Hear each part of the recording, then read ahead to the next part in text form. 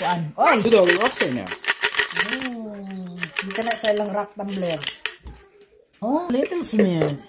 Shiny now too. Because first it's very kuan man Now lang, they're no? all smooth, see? Yeah. Wow. Smooth. Yeah, make those rough rock shiny. That's cool, huh? It is. That was just one day. I know. been on. There is man to 4 days lab, ha? You can keep it on for 3 days. So if it is 3 days, 4 days. Oh, shiny na kay siya lab, oh.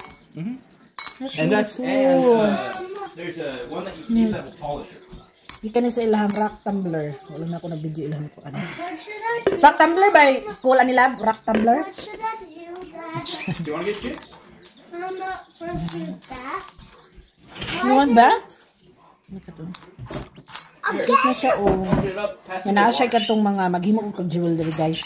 Yan na siya mga accessories ng put ni mo ni mga stone. Cute. Yan na siya, oh.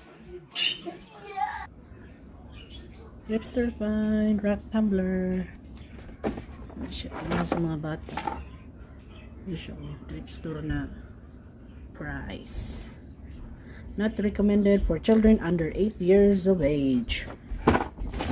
Kuan basi makaon ang bato. Na siya bato, guys. Na siya panghalo para mag shiny ang rocks. So dan ang rocks nga wala pa nga na kuan na polish. Polish. Siya na siya rocks.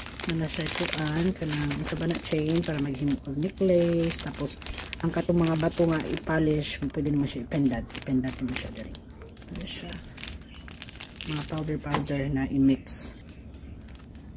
Pag mag-polish na mo sa katong rocks. Polishing powder. Siya, polishing powder. Fine grinding powder. Huwag mo ni ang rock tumbler. Mo ni ang machine. So, sarado ni mo siya din while ka tuyok. So, dali mo siya isulod. So, dara isulod ang mga rocks na i-polish. Diyan. And then, siya sitting 1 day, 2 days, 4 days. So, 1 day, di pa siguro kayo siya polish kaayo. So, 2 days, 4 days. Continue lang yun na siya. Murag ang sound niya ba? Murag magkuhan. Yan nakasaba. So, na siya. Diyan mo isulod. Tapos, depends ni mo kung pila ka days. So, siguro sa 4 days, para ka nakasinaw. Sinaw pa sa upaw. So, yan siya, guys. Thrift store fine. Rock tumbler. Lingaw sa mga bata. Thank you for watching.